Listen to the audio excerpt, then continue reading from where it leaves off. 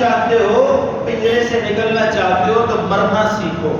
गुनाहों से भर दिया इसको, इस पाक वतन के चेहरे को क्यों पूरी दुनिया में दागदार कर दिया कि तुम पासपोर्ट आगे करते हो तो लोग कहते हैं हट जाओ, दफा हो जाओ पाकिस्तानी। आजादी की नेमत ऐसी है जिस पर शुक्र वाजिब है। आजादी हासिल करने के लिए मरना पड़ता है। में आपने और मैंने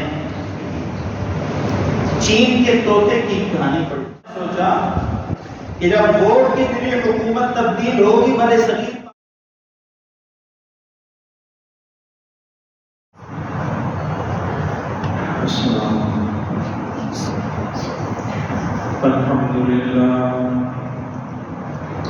अल्हम्दुलिल्लाह नहमदुहु व नस्तईनुहु व नस्तगफिरुहु व नु'मिनु बिही व नतवक्कलु अलैहि व नऊज़ु बिल्लाहि मिन शुरूरि अंफुसिना व मिन सय्यिआति अ'मालिना। मन यहदिहिल्लाहु फला मुदिल्ल लहु व मन युद्लिल्हु फला हादिय लहु।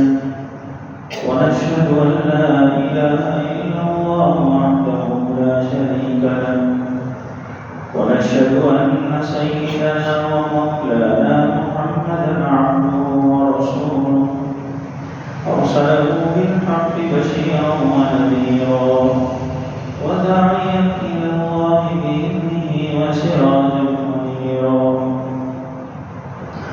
أما بعد فأعوذ بالله من الشيطان الرجيم. بسم الله الرحمن الرحيم.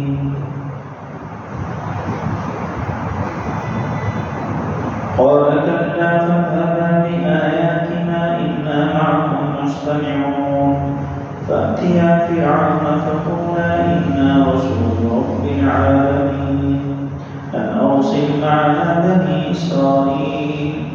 قال ألم نربك فينا وليدا ولبثت فينا من عمرك سنين وفعلت فعلتك التي فعلت وأنت من الكافرين. قال فعلتها إذا وأنا من الضالين ففررت منكم لما خفتكم فوهب لي ربي حكما وجعلني من المرسلين. وتلك نعمة تمنها علي أن عبدت بني إسرائيل.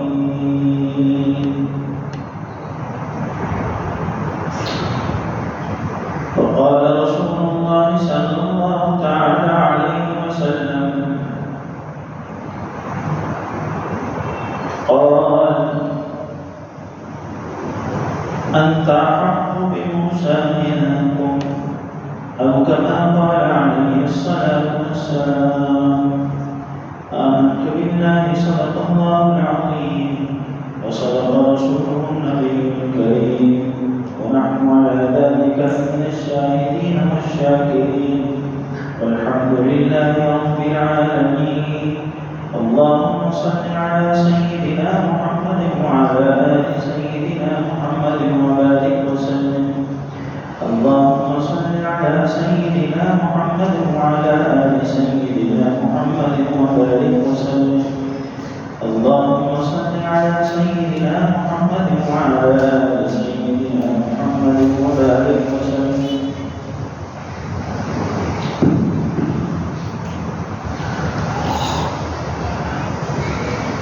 अल्लाह ताला की फज़ल और करम से कुरान करीम की सूरह शुआरा की कुछ आयात तिलावत की गई। इन आयात का ताल्लुक क़िस्सा मूसा और फ़िरऔन के साथ है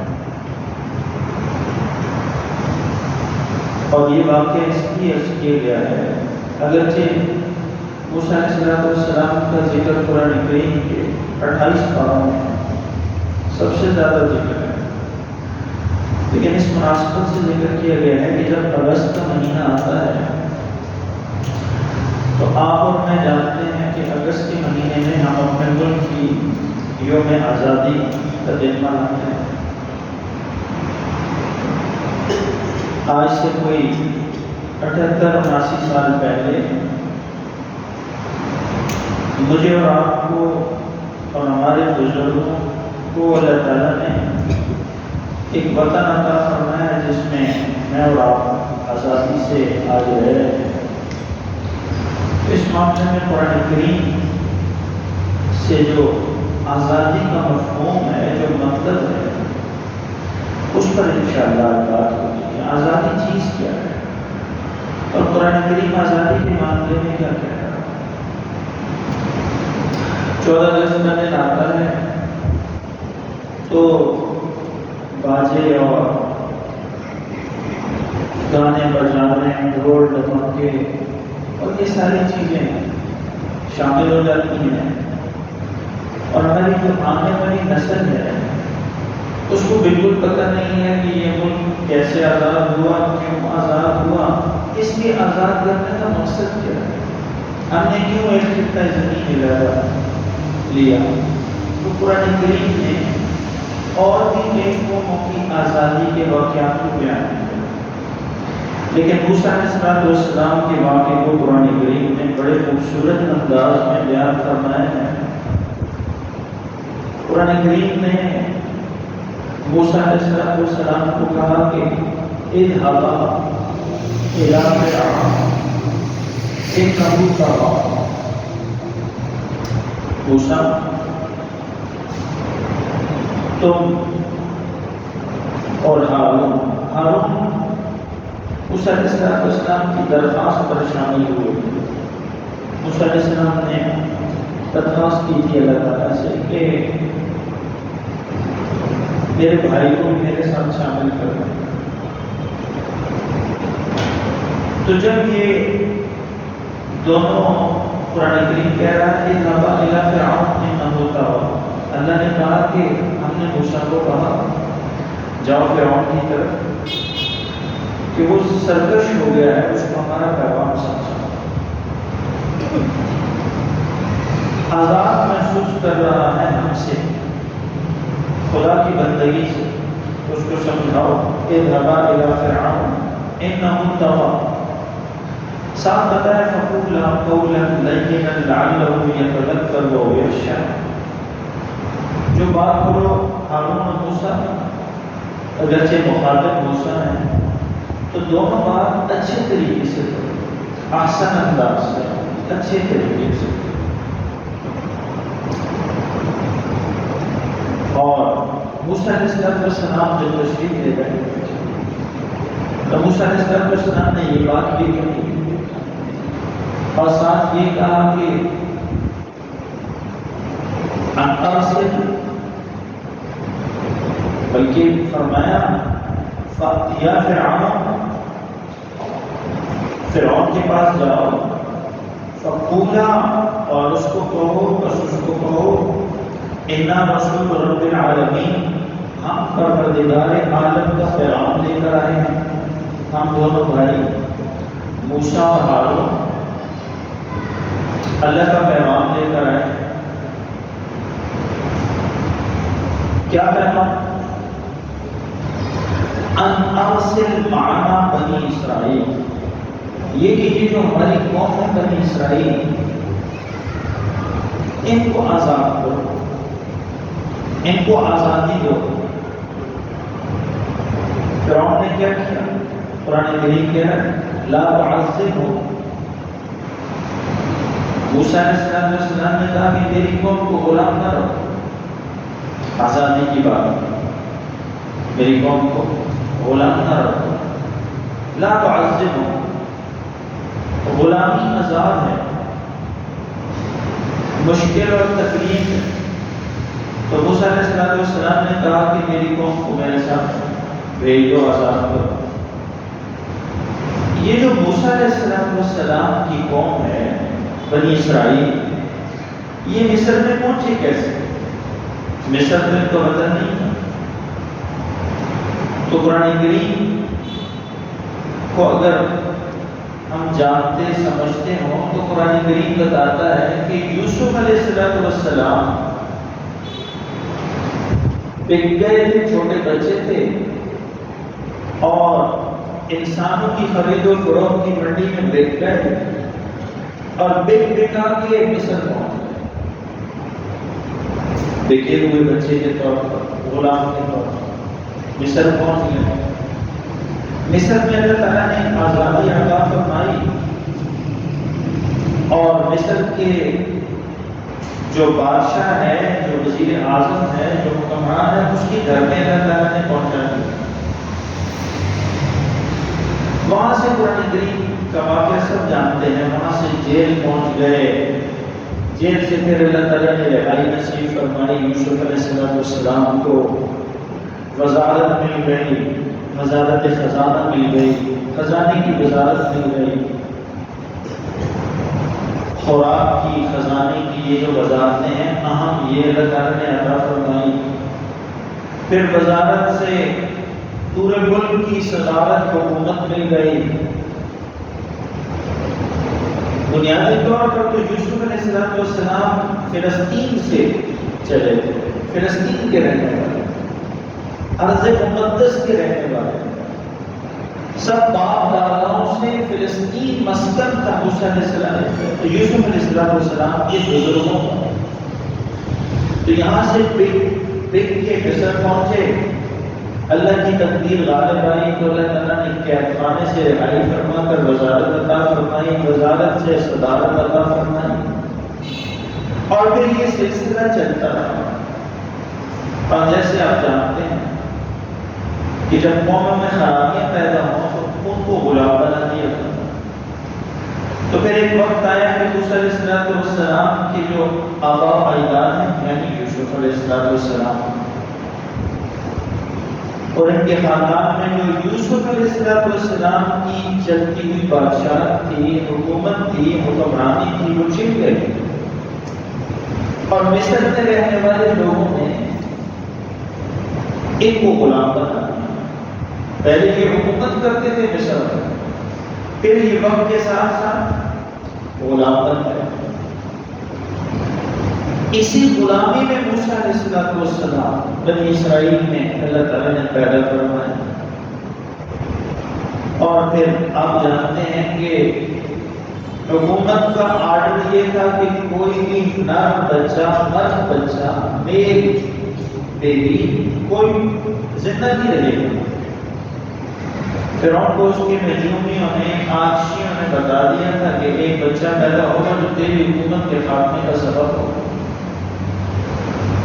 تو اس نے پھر بچے قتل کروانے شروع کر دیے۔ جہاں وہ بچہ پیدا ہوتا اس کی انٹیلیجنس، اس کی خفیہ پولیس کے لوگ آتے اور وہ بچے کو لے جاتے اور قتل کرتے تھے۔ موسیٰ علیہ السلام، مختصر عرض کر رہا ہوں، تمہید تھوڑی لمبی ہو گئی۔ موسیٰ علیہ السلام کو اللہ تعالیٰ نے چونکہ باقی رکھا، تو موسیٰ علیہ السلام کی اماں کو کہا کہ اس کو پانی میں ڈال دو، إِنَّا رَادُّوهُ إِلَيْكِ وَجَاعِلُوهُ مِنَ الْمُرْسَلِينَ، تجھے تیرا بیٹا بھی واپس کروں گا اور نبی بھی بناؤں گا، تو میرے کہنے پر مجھ پر اعتماد کر کے بچے کو پانی میں ڈال دیا۔ تو بکسے میں ڈال کر پانی میں ڈال دیا۔ بہتے بہتے موسیٰ علیہ السلام محل میں پہنچ گئے، اسی شخص کے محل میں جس نے بچوں کے قتل کا آرڈر دیا تھا، اور وہی بچہ جو اس کی زوال کا سبب ہوتا وہی اس کے محل میں آ گیا۔ موسیٰ علیہ السلام کی پرورش شروع ہوئی، قرآن کریم بتاتا ہے کس نے پرورش کی؟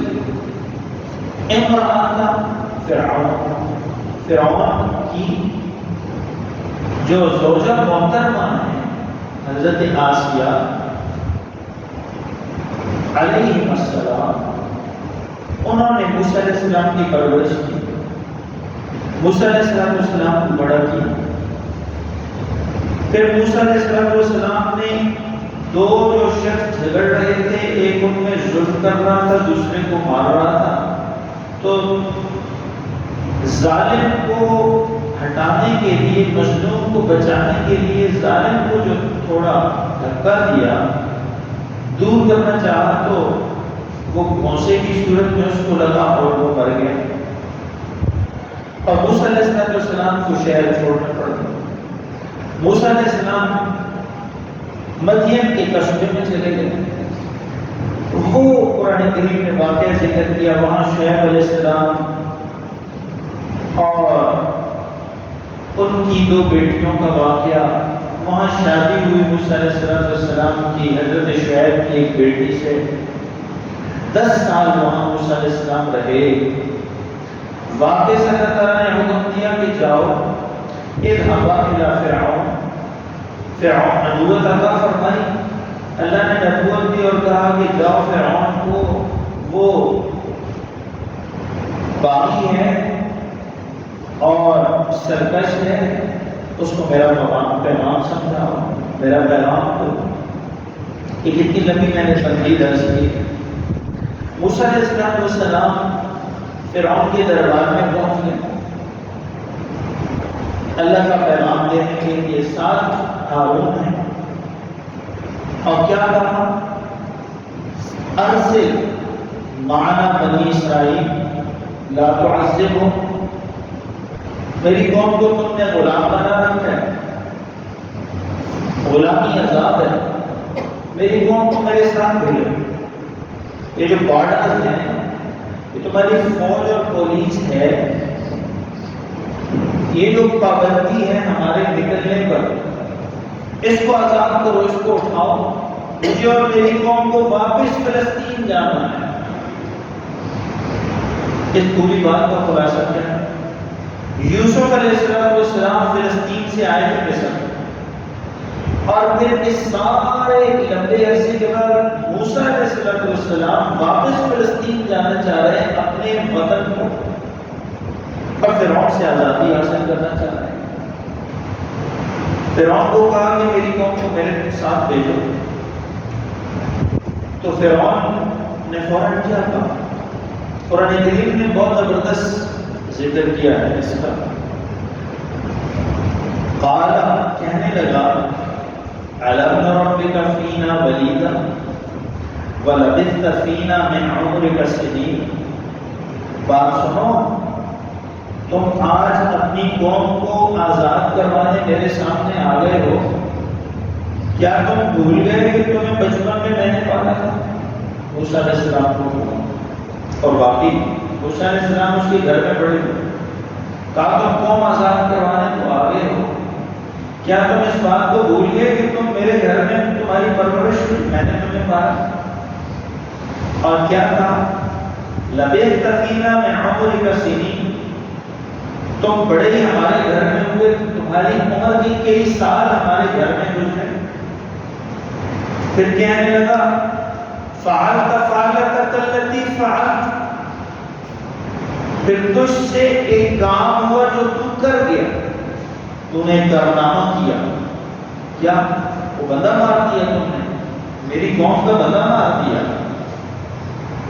تم بنی اسرائیل سے تعلق رکھتے ہو، میں قبطی ہوں، میری قوم کا بندہ تم نے کونسا مارا اور میری قوم کا بندہ مار دیا، اور تم پھر وہاں سے بھاگ بھی گئے، چلے گئے۔ آج تم آئے ہو کہ قوم، تمہاری قوم کو میں آزاد کروں، تو تم ذرا یاد کرو تمہاری پرورش میں نے کی، تمہیں اپنے گھر میں بڑا کیا، اور انت من الکافرین، تم تو بڑے ناشکرے ہو۔ موسیٰ علیہ السلام کو کہا انت من الکافرین، تم تو بڑے ناشکرے ہو، میرے ٹکڑوں پر پلے، میرے گھر میں رہے، میں نے اپنے گھر میں بڑا کیا، پھر تم نے ایک بندہ مارا، اور بندہ مار کے تم بھاگ گئے، اور آج آ گئے ہو تم قوم کو آزاد کروانے۔ تو موسیٰ علیہ السلام نے ان ساری باتوں کا کیا خوبصورت جواب فرمایا، بات سنو۔ قال، کہنے لگے، موسیٰ علیہ السلام کہنے لگے، فعلتها اذا انا من الضالین، وہ جو تیری قوم کا بندہ میرے موقع سے مر گیا، مجھے نہیں پتا چلا، میں نے جان بوجھ کے نہیں مارا، میں مارنا نہیں چاہتا تھا، میں تو وہ دونوں کو چھڑوا کر یہ ظلم کر رہا تھا، تو اس کو میں نے دھکے سے دور کیا کہ ظلم نہ کرو، کسی مسکین غریب کو مت مارو۔ تو مجھ سے وہ جو حادثہ ہوا، میں نے اس کو جدا کیا، وہ مر گیا، کیونکہ میں بے خبر تھا، میں مارنا نہیں چاہتا، میں قتل نہیں کرنا چاہتا۔ تمہاری ایک بات کا تو جواب یہ ہے، دوسرا فرمایا فَخَرَجْتُ مِنْكُمْ لَمَّا خِفْتُكُمْ، پھر میں جب اپنی گرفتاری کی وجہ سے یہاں سے بھاگ گیا، نکل گیا، تمہارے ملک کو میں نے چھوڑ دیا، تمہاری زمین سے، ملک، شہر سے میں نکل گیا، مجھے معلوم تھا کہ مجھے گرفتاری ہوگی، حالانکہ میں نے جان بوجھ کے پتہ قدر نہیں کیا۔ فَوَهَبَنِي رَبِّي حُکْمًا وَجَعَلَنِي مِنَ الْمُرْسَلِينَ، میرے یہاں تیرے علاقے، ملک، زمین سے نکلنے کے بعد اللہ تعالیٰ نے مجھے دانائی، فہم، سمجھ عطا فرمائی اور مجھے رسول بنا کر تیری طرف بھیجا۔ اور رہا تیری یہ بات، فرعون نے کیا بات کی؟ بہت عام بات ہے، بڑے قرآن کریم کی بات ہے، بڑے مزے کی بات ہے۔ کہا جو تم یہ کہہ رہے ہو نا، أَلَمْ نُرَبِّكَ فِينَا وَلِيدًا، کیا ہم نے تمہیں چھوٹی عمر میں تمہاری پرورش نہیں کی، تمہیں پالا نہیں ہے؟ وَلَبِثْتَ فِينَا مِنْ عُمُرِكَ سِنِينَ، اور تمہاری زندگی کے کئی سال یہاں ہمارے گھر میں گزرے نہیں ہیں۔ اس احسان کو بدلا، میں مانتا ہوں احسان، لیکن فرمایا تِلْكَ نِعْمَةٌ تَمُنُّهَا عَلَيَّ أَنْ عَبَّدْتَ بَنِي إِسْرَائِيلَ، کیا مجھے اپنے گھر میں میری پرورش کرنے، مجھے بڑا کرنے، مجھے پالنے کا یہ صلہ ہے؟ تم یہ توقع رکھتے ہو کہ میں اور میری قوم تمہارے غلام بن کر؟ زبردست جواب دیا نہیں، نبی ہے تو موسیٰ علیہ السلام نے زبردست جواب دیا، میں گھر میں بڑا کرنے، پرورش کرنے اور اپنے گھر میں رکھنے کا کیا یہ صلہ تم مجھ سے توقع رکھتے ہو کہ میں چونکہ تمہارے گھر میں پڑا ہوا، اب تمہارے گھر میں میری زندگی کے کئی سال گزرے، تو اب تم مجھے اور میری قوم کو غلام بنا دو؟ کیا تم یہ توقع ہو؟ کیا اس نیکی کا یہ صلہ چاہتے ہو؟ یہاں تک بات میں نے عرض کی ہے۔ موسیٰ علیہ السلام کی آزادی اور آپ کی قوم کی آزادی کی بات ہوا کیا؟ اللہ تعالیٰ نے موسیٰ علیہ السلام کو فتح عطا فرمائی۔ مختصر کر رہا ہوں، قرآن کریم کی بہت آیتیں ہیں بیچ میں، آپ سب جانتے ہیں کہ موسیٰ علیہ السلام اپنی قوم کو لے کر بحیرہ کلثوم کے کنارے پہنچے تو اللہ تعالیٰ نے فَانْفَلَقَ فَكَانَ، قرآن کریم کی بلکہ اگلی صورت میں آئیں گی آیتیں کہ قرآن کریم کہہ رہا ہے، اللہ فرما رہے ہیں کہ ہم نے بحیرہ کلثوم میں رستے بنا دیے موسیٰ علیہ السلام کی قوم کے، اور موسیٰ علیہ السلام کی قوم بحیرہ کلثوم سے پار ہو گئی، فرعون اور اس کا لشکر ڈوب گیا۔ اس میں ایک بات اور بھی ہے، اگرچہ سمندر کو پھاڑا اللہ تعالیٰ نے، لیکن جب قومیں کسی عزم پر آمادہ ہو جائیں اور ڈٹ جائیں تو معلوم ہوا کہ سمندر کی رستے دے دیتے ہیں۔ جب قومیں کسی عزم اور مقصد پر ڈٹ جائیں تو سمندروں کو بھی رستہ دینا پڑ جاتا ہے، سمندر بھی رستے دیتے ہیں۔ موسیٰ علیہ السلام کی قوم آزاد ہو گئی، موسیٰ علیہ السلام اپنی قوم کو لے کر ارض فلسطین، جہاں سے یوسف آبا و اجداد میں سے غلام بن کر مصر پہنچے، وہاں سے غلامی میں موسیٰ علیہ السلام اور آپ کی قوم غلامی کی زنجیروں کو توڑ کر دوبارہ فلسطین پہنچے، تو موسیٰ علیہ السلام نے کیا کیا؟ فرعون سے آزادی کے دن کو شکر نعمت کے طور پر منایا۔ اب بات سمجھ آتی ہے؟ فرعون اور اس کی ظلم و ستم اور اس کی بادشاہت اور اس کی قوم کی زیادتیوں سے آزادی کے دن کو خوشی کے طور پر منایا، شکر کے طور پر۔ کیسے؟ حوالہ ایک تو قرآن کریم سے حوالہ میں نہیں رس کرتے.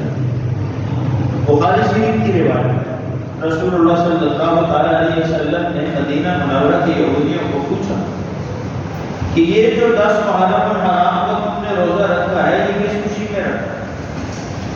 تو انہوں نے کہا کہ اس دن 10 محرم الحرام کو اللہ تعالیٰ نے موسیٰ علیہ السلام اور آپ کی قوم کو فرعون کے ظلم سے نجات عطا فرمائی، تو ہم نے شکر نعمت کے طور پر روزہ رکھا، شکرانے کا روزہ رکھا. تو حضور نے کیا فرمایا؟ نحن احق بموسیٰ منکم، نحن احق بموسیٰ منکم، موسیٰ پر تم سے زیادہ میرا حق ہے، وہ میرے بھائی ہیں. تم ایک روزہ رکھ کر فرعون سے آزادی کا شکرانہ ادا کر رہے ہو، میں 2 روزے رکھ کر اپنے بھائی کے ساتھ اظہار یکجہتی کروں. اور رسول اللہ صلی اللہ علیہ وسلم نے رکھے روزے.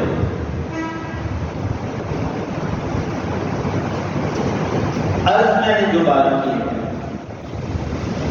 کہ غلامی سے آزادی کا شکر، یہ قرآن کریم بتا رہا ہے کہ موسیٰ علیہ السلام اور آپ کی قوم نے کی.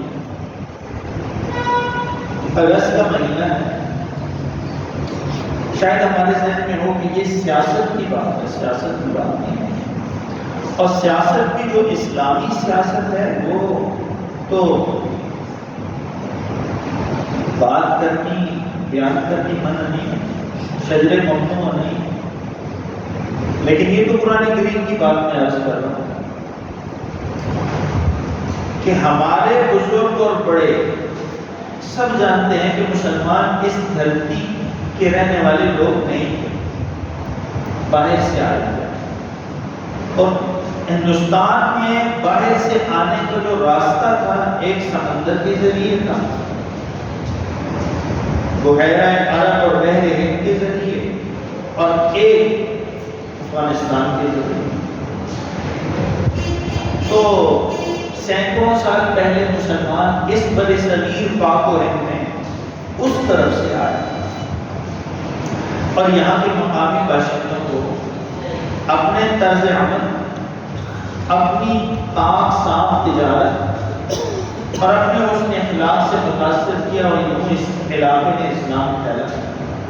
اور اتنا پھیلا کہ ایک وقت آیا کہ مغل بادشاہوں نے 1000 سال سے تقریباً 1000 سال، کوئی 850 سال، 950 سال حکومت کی. یہاں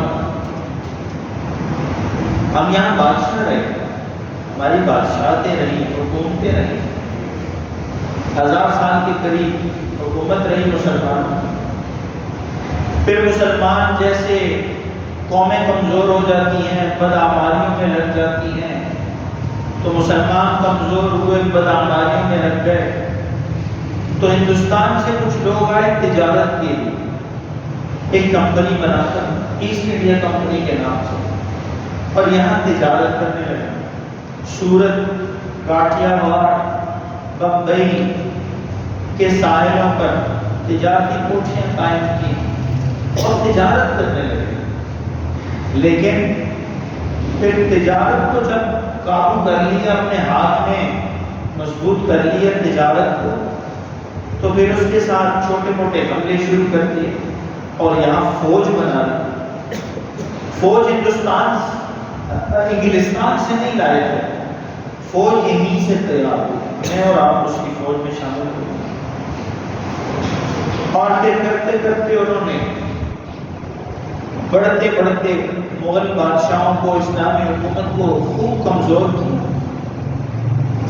1757 1857 نہیں، 1757 کو نواب سراج الدولہ کی شکست کے بعد، نواب سراج الدولہ کا نام سننا، ٹیپو سلطان کا نام سننا. نواب سراج الدولہ اور ٹیپو سلطان، اصل شکست نواب سراج الدولہ کو دی. ٹیپو سلطان نے تو بچی کچی سلطنت کو باقی رکھنے کی کوشش کی اور جان سے گئے. نواب سراج الدولہ کو 1757 میں شکست دی اور حکومت قائم کر دی، اور پھر 1857 میں یہ پورا 100 سال بن گیا۔ اس پورے 100 سال میں سارے بر صغیر پاک و ہند پر قبضہ کر لیا۔ بر صغیر پاک و ہند میں پورا بھارت، پورا پاکستان، پورا بنگال، مغربی اور مشرقی دونوں بنگال، اور برما، اور وہ دنیا کے ایک کنارے جزائر نکوبار انڈیمان جن کو کہا جاتا ہے، جہاں آج بھارت کی حکومت، اس پورے علاقے تک اپنی سلطنت کو وسیع کی۔ اگرچہ آزادی کی تحریکیں چلتی رہی، مزاحمت ہوتی رہی، بنگال میں حاجی شریعت اللہ اور کی تمید، صوبہ سرحد میں فقیر اے پی اور حاجی صاحب ترنگزئی شہید، اسی طرح سندھ میں پیرا پگاڑا شریف، اور پھر اسی طرح پنجاب میں سردار احمد خان کھرل، انہوں نے پنجاب میں جو انگریز کے ساتھ مارکے ہوئے اور انگریز کے ساتھ لڑائیاں ہوئی، وہ سردار احمد خان کھرل نے شہید میں وہ لڑائیاں دھوکے سے شہید کیا ان کو۔ فیصل آباد میں آج بھی ایک سڑک ہے، اس کا نام ہے سردار احمد خان کھرل روڈ، لیکن نئی آنے والی نسل کو پتہ نہیں ہے کہ یہ کتنا بڑا مظاہرہ ہے۔ یہاں سے روڈ اور برطانیہ میں دریائے ٹیمز کے کنارے، آپ برطانیہ رہنے والوں سے پوچھ سکتے ہیں، ٹیمز کے کنارے ایک مجسمہ ہے فل فوجی وردی میں اور تلوار کے ساتھ، اور اس کے نیچے انگریزی میں انہوں نے لکھا ہے کہ یہ وہ شخص ہے جس نے لاہور کے جنوب کے شہروں میں انگریز سلطنت کے خلاف اٹھنے والے شرپسندوں کو قلع کیا، یعنی احمد خان کھرل اور ان کے ساتھیوں کو شہید کیا۔ باتیں بہت اہم ہیں، میں عرض کر رہا ہوں 1757 سے 1857 تک بالاکوٹ میں سید احمد شہید کی تاریخ، یہ ساری تحریکیں چلتی رہی، اور یہ آہستہ آہستہ تحریکیں بجھتی رہی، کمزور ہوتی رہی۔ 1857 میں انگریز نے غلبہ حاصل کر لیا، اور یہاں جو پڑھے لکھے لوگ تھے ان کو یک جنبش قلم ان پڑھ قرار دیا، جو عربی اور فارسی جانتے تھے ان کو ان پڑھ کہا گیا، اور انگریزی نظام میں تعلیم لایا گیا کہ جو 5ویں پاس، پرائمری پاس، میڈل پاس، میٹرک پاس، انٹر پاس ہوگا وہ تعلیم یافتہ ہوگا۔ جتنی بر صغیر پاک و ہند کی زمین ہے اس کو محکمہ مال قائم کر کے اس کی پیمائش کی گئی، اور اس پیمائش کے ساتھ مسلمانوں کی قومیتوں کو اجاگر کر کے ان کو تقسیم کیا گیا۔ یہ خان ہیں، یہ گروہی ہیں، یہ تنولی ہیں، یہ چودھری ہیں، یہ سردار ہیں، پھر یہ جولائی ہیں، یہ فلاں ہیں، یہ فلاں ہیں، فلاں ہیں۔ کسب کرنے والے، کام کرنے والے لوگوں کے کسب کو ان کی قوم کا درجہ دے کر ان کو حقیر بنا دیا۔ آج بھی آپ سکول کے رجسٹرڈ، جو پرانے رجسٹرڈ ہیں سرکاری سکولوں کے، ان کو آپ کھول کر دیکھیں تو اس میں لکھا ہوگا کاشتکار یا غیر کاشتکار، انگریز کے زمانے سے، اور پھر ساتھ ہوگا قومیت، اور محکمہ مال کے نظام میں قومیتوں کو درج کیا گیا، حالانکہ اس سے پہلے یہ چیز نہیں تھی۔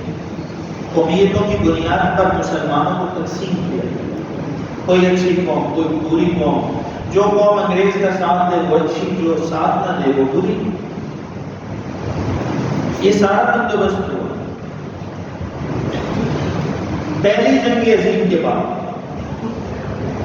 جب دنیا میں حکومتیں طاقت اور قوت کی بجائے ووٹ سے بننے کا تصور رائج ہوا.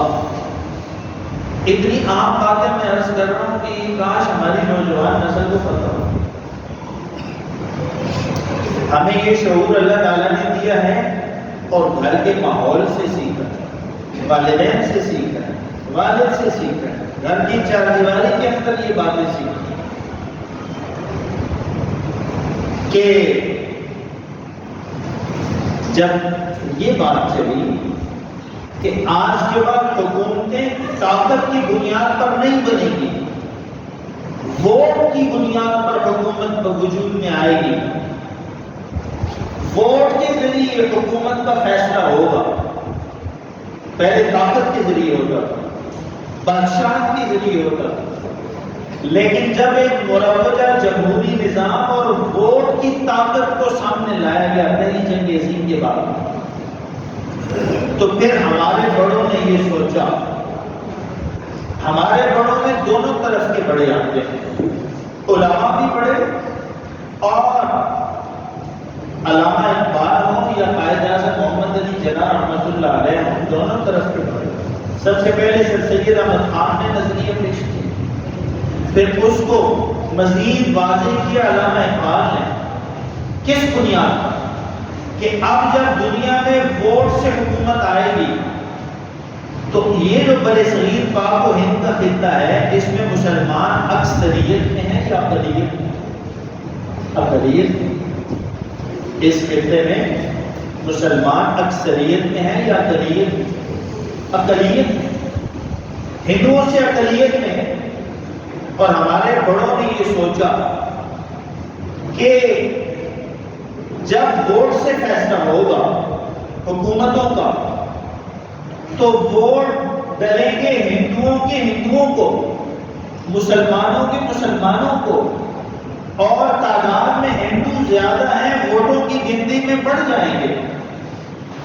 اور جب یہ بڑھ جائیں گے تو ان ہندوؤں پر اور سکھوں پر اور دیگر اقوام پر 1000 سال تقریباً مسلمانوں نے حکومت کی ہے. جب ہندو حکومت میں آئیں گے تو 1000 سال کی حکومت کا بدلہ لیں گے یا نہیں لیں گے؟ لیں گے. عقل میں آنے والی بات. ہمارے بڑوں نے سوچا کہ جب ووٹ کے ذریعے حکومت تبدیل ہوگی برے صغیر پاک و ہند میں، تو ووٹ کے ذریعے آنے والی ہندو حکومت 1000 سال کی مسلمان حکومتوں اور بادشاہیوں کا بدلہ لے گی. پھر تصور ہو رہا. علامہ اقبال نے فرمایا کہ مسلمان اور ہندو دو الگ الگ قومیں ہیں. اگرچہ ہماری رنگت ایک جیسی ہے، کھانے ایک جیسے ہیں، لباس پوشاک اور طرز رہائش اور مکانات کی تعمیر ایک جیسے ہے. بریانی حیدرآباد میں بنتی ہو یا بمبئی میں، وہاں بھی یہی ایسی ہی ہے اور یہاں بھی ایسی ہے. حلیم لکھنؤ میں بنتی ہو یا لاہور میں، ایک جیسی ہے. نہاری حیدرآباد دکن میں بنتی ہو یا کراچی اور لاہور، کوئی فرق نہیں. لیکن عقیدے کا فرق ہے.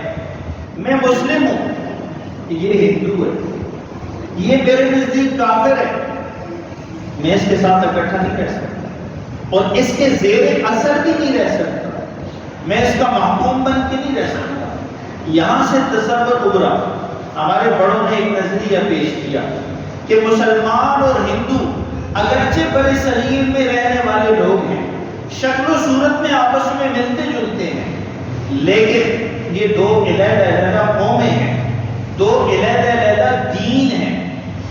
ہمارے علماء نے کہا کہ ہمارا دین الگ ہے، ہماری سیاسی قیادت نے کہا کہ ہماری تہذیب اور کلچر الگ ہے. دونوں باتیں ایک جیسی ہیں، ایک ہی مطلب.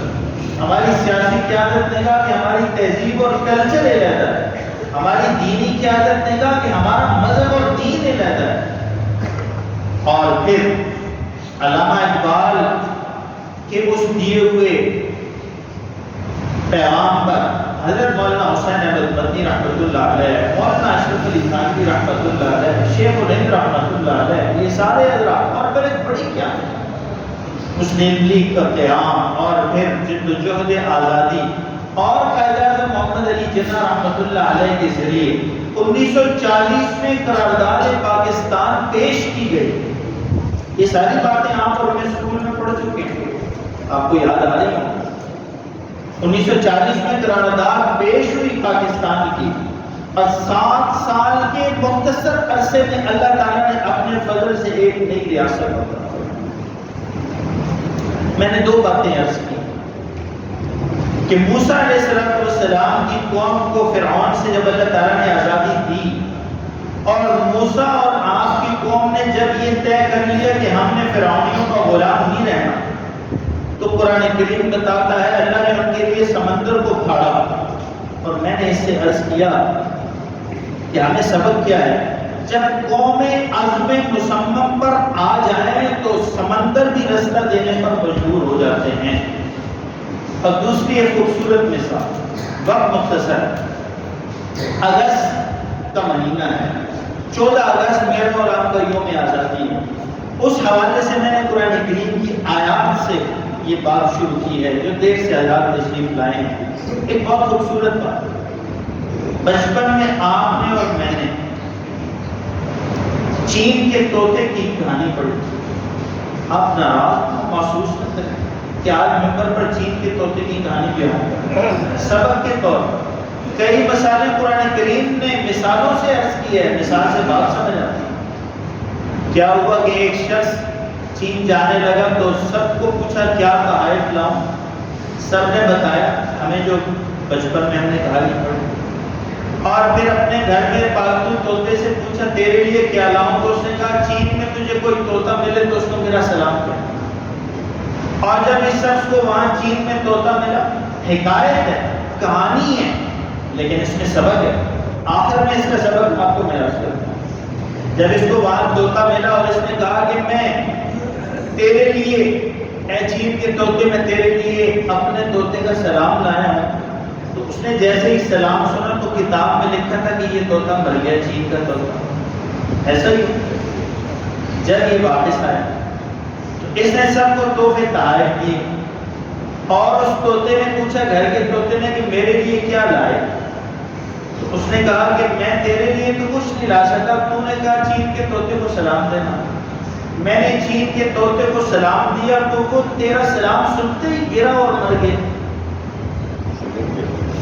جب یہ بات اس نے سنی اور ساتھ یہ کہا کہ اس نے تجھے بھی سلام بھیجا، تو نے بھیجا تو تیرا سلام سنتے ہی تجھے سلام بھیجا اور مر گیا، تجھے بھی اس کی طرف سے سلام ہے۔ تو ہماری کتابوں میں لکھا تھا، خوبصورت پیاری سکول کی بچپن کی کتابوں میں، زندگی کے سبق، کہ یہ سنتے ہی اس کا طوطا بھی مر گیا، اور اس نے پھر اس کو دیکھا اور پنجرے سے نکالا اور دیکھا یہ بے ہوش تو حرکت ہے، یہ تو مر گیا، تو اس نے اس کو پھینکا پنجرے سے نکال کر، تو جب پھینکا تو یہ اڑ کر ڈار بھری اور درخت پر جا کر بیٹھ گیا۔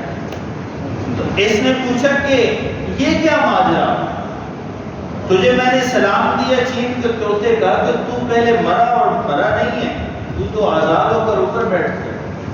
تو کتاب کا سبق کیا تھا کہ آزادی حاصل کرنے کے لیے مرنا پڑتا ہے۔ یہ سبق کہ چین کے طوطے نے مجھے سبق دیا ہے کہ آزادی چاہتے ہو، پنجرے سے نکلنا چاہتے ہو تو مرنا سیکھو۔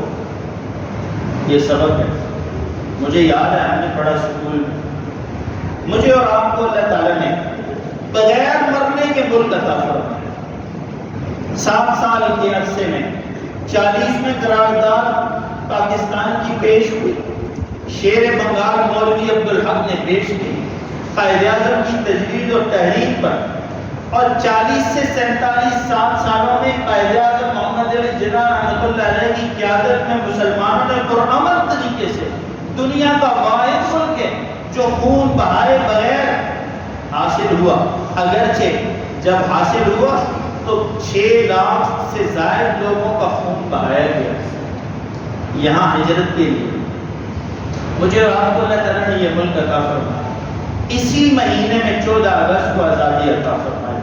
قرآن کریم نے موسیٰ علیہ السلام کی قوم کی آزادی کا ذکر کیا، اور میں نے گزارش کی کہ بخاری شریف کی روایت ہے، رسول اللہ صلی اللہ علیہ وسلم نے یہود مدینہ سے پوچھا کس چیز کا 10 محرم کو روزہ رکھے پھرتے ہو؟ تو انہوں نے کہا کہ فرعون اور اس کی قوم کے ظلم و ستم سے رہائی اور آزادی کے شکر کے طور پر روزہ رکھتے ہیں 10 محرم کا. تو حضور نے فرمایا کہ موسیٰ میرے تم سے زیادہ میرے قریب اور میرے بھائی ہیں، وہ میں زیادہ مستحق ہوں کہ میں اس پر شکر ادا کروں، میں 2 روزے رکھوں گا. معلوم ہوا آزادی کی نعمت ایسی ہے جس پر شکر واجب ہے. آزادی کا تذکرہ ایسا ہے، اور یہ آزادی کا تذکرہ، آزادی کی نعمت، اس پر شکر واجب ہے.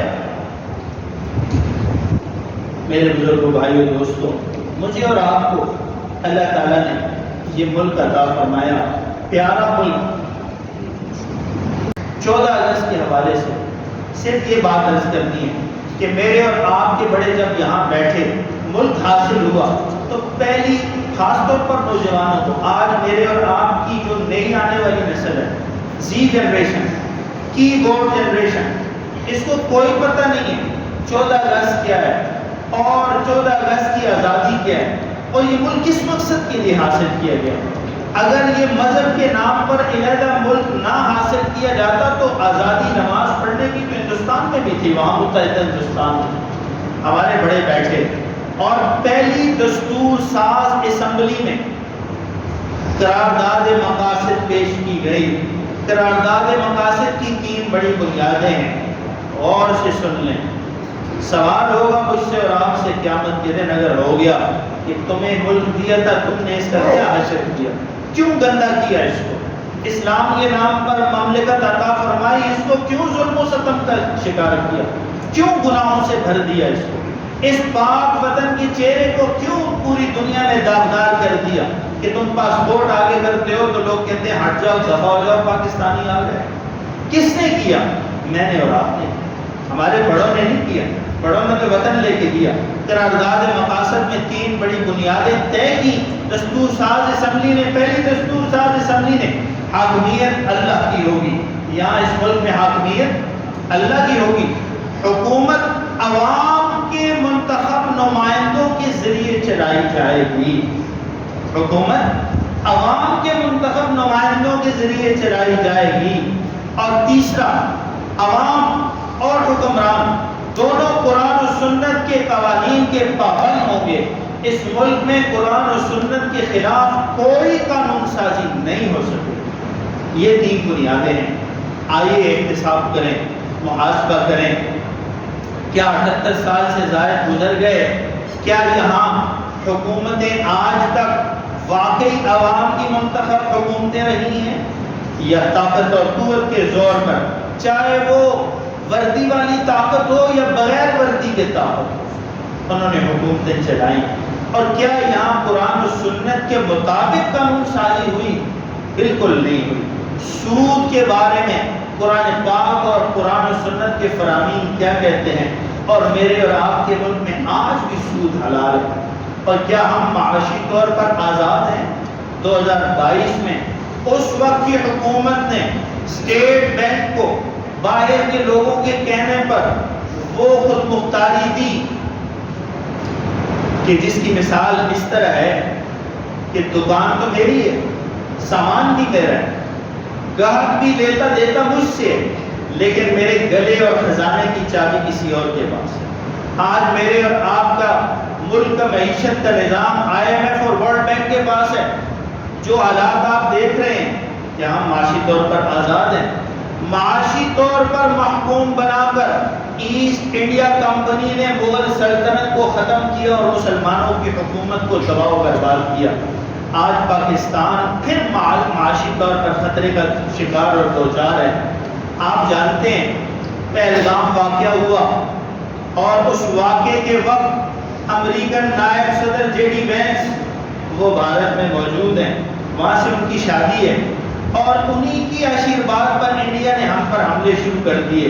اور پھر آپ جانتے ہیں وہ جو بابا جی ہیں آج کل امریکہ کے صدر ہیں سفید رنگت والے، پھر پہلے جنگ بھی شروع کروائی اور پھر اپنے دوست کو بچانے کے لیے جنگ بند بھی کروا دی۔ جب ہم نے تھوڑے دانت دکھائے، کان پکڑوا کے مارا ان کو، تو پھر آگے اور جنگ بھی بند کروا دی، شروع بھی کروائے، بند بھی کروا دی۔ اس بات کے کرنے کا صرف مقصد آپ سے یہ ہے، آنے والی نوجوان نسل سے، ہمارے بال سفید ہیں اور ہمارے بزرگوں نے ہمیں یہ ملک اور وطن اچھی حالت میں دیا تھا، ہم ہی نے، میں نے اس ملک میں رہ کر تعلیم سیکھی ہے، یہ بولنا مجھے اس دھرتی نے آزادی عطا فرمائی، مجھے عزت زمین کی برکت سے اللہ نے عطا فرمائی، میں اس دھرتی کا وفادار بیٹا ہوں، غدار بیٹا نہیں ہوں۔ صرف بات نظر کرنے کا مقصد یہ ہے کہ ہماری آئندہ آنے والی نسل اس دھرتی سے وفا کرے، اس ملک کو اپنا سمجھے، اس وطن کو صاف کرے، اس ملک کے اندر قرآن و سنت اور شریعت کے متصادم کسی کام کو برداشت نہ کرے، اور جو گندگی ہم اس ملک کے اندر مچا چکے ہیں اس گندگی کو ہم اپنے ہاتھوں سے دور اور صاف کریں۔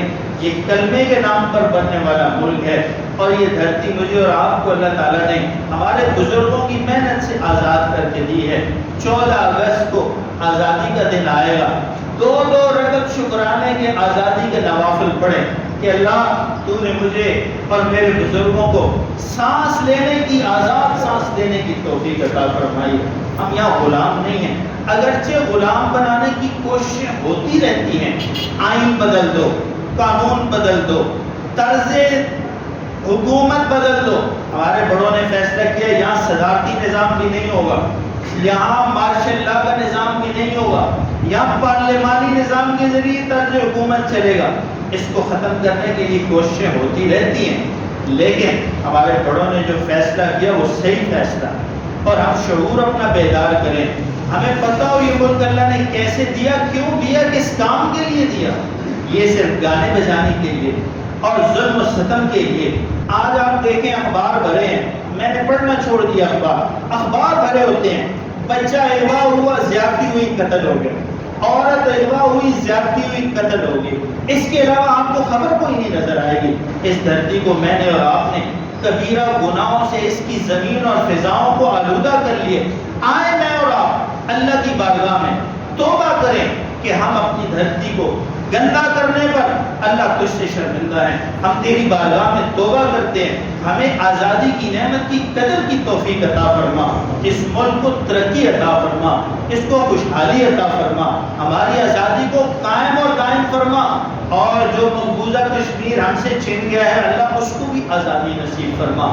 بنگال ہم سے علیحدہ ہوا، ہمارے بڑوں نے ہمیں بنگال بھی لے کر دیا تھا، وہ بھی لے گئے، اللہ اس کو بھی آزادی نصیب فرما، اور ہندوستان کو بھی اللہ پاکستان ہمیں بنانے کی توفیق نصیب فرما۔ یہ وقت آئے گا ایک دن، میں اور آپ ہوں گے نہیں ہوں گے، وہ ہندوستان بھی پاکستان ہوگا اور پوری دنیا پر اسلام کی بادشاہی ہوگی۔ اللہ مجھے اور آپ کو کہے سنے پر عمل کی توفیق عطا فرمائے، آزادی کی نعمت کی قدر کی توفیق عطا فرمائے، شکر نعمت کی توفیق عطا فرمائے۔